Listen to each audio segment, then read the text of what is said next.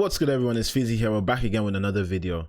So in today's video, I'm actually going to be giving you guys some tips and tricks when it comes to like Afrobeats. And today's tips and tricks is my top tier VSTs when it comes to making Afrobeats. So let's get into this. So it's actually going to be a very quick video because there's not much to say. My very first one is I like to use Contact. Anytime I load up my FL Studio, I always make sure Contacts is always open. Contacts, you can like just look at it, there's just so many sounds. Like, what can you see? 2,173 presets. It's honestly so good. So whatever you're looking for, like, it has everything.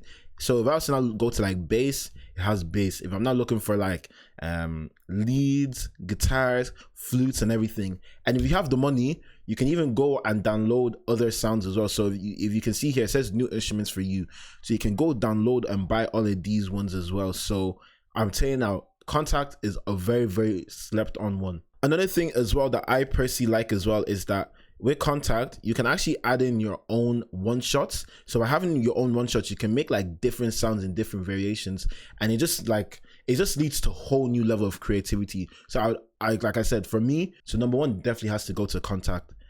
My number two that I personally like to use is Labs. See me and Labs, it's 1 and 2, because Labs is free as far as I'm aware. So you can get a paid version, but the free version is just as good. And as you can see here, like, there's so many packs you can get. If you have the storage for it, download everything. So there's so many sounds and everything. You can just find like different sounds. And for me personally, the best piano preset I have ever used was this soft piano. It's a very good piano. Honestly, it just sounds perfect. And the best pad that I've ever used was this one here, the pad number 1. Honestly, Labs is like, honestly, between Lab and Contact, those ones could easily be 1 or 2. The only downside I say to this one is that you can't have multiple sounds like you can in Contact, which can be very annoying. Next is Analog. I actually would say Analog is my, like, it's number 3, and the reason why I say it's number 3 is because honestly there's so many sounds in here. Like, it's actually insane how many sounds is actually in Analog 5. I've had this for like a couple of years now, and I feel as if I'm still discovering new sounds each time. Like, honestly, it's very good. And then as you can see here, there's also like a sound bank as well for, like, you know, Afro. Like, I think I downloaded this one as well or something like that. So like, you can actually just look for sounds that really suit Afro, like Afrobeats or Amapiano or anything like that. So honestly, very good.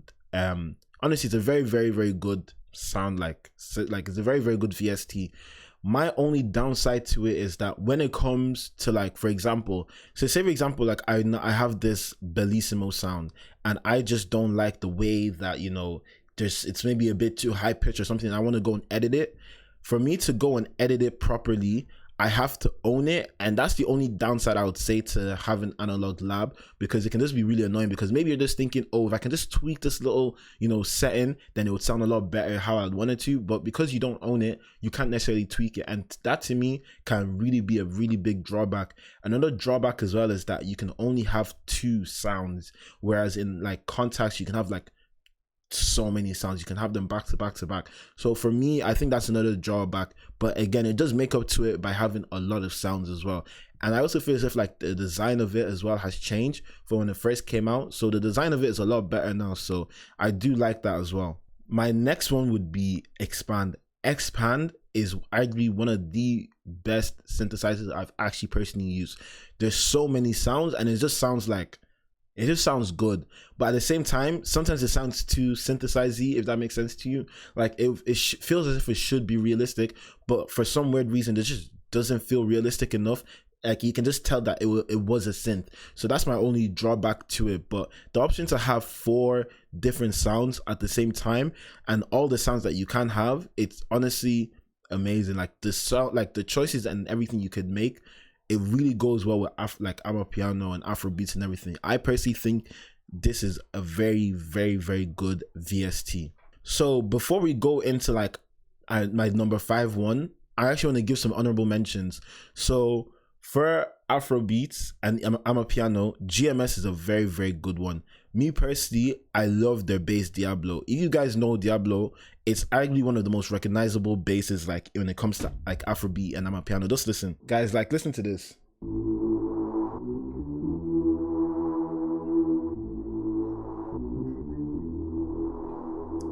Like, you cannot tell me that's not a sick bass. So me personally, I really like it for that bass. Another honorable mention is Isotope Iris. Like, it's not a sound that I use all the time, but anytime I'm like looking for inspiration or anything, once I go into here, it just makes some unbelievable sounds.